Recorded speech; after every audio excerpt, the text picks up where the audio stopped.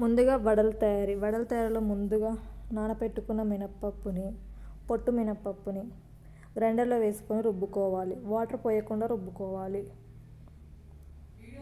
రుబ్బుకున్న పిండిలో తగినంత ఉప్పు,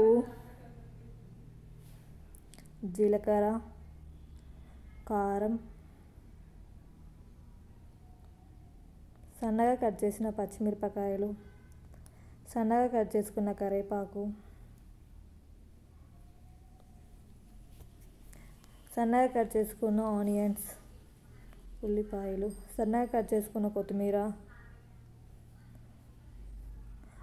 తురుముకున్న అల్లం వేసుకొని బాగా మిక్స్ చేసుకోవాలి.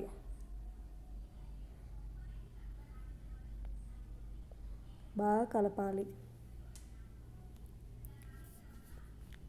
ఇలా కలిపిన పిండిని రౌండ్ బాల్స్ లాగా చేసుకొని వడల్లాగా చేసుకొని వేడివేడి కాగిన నూనెలో వేసుకోవాలి.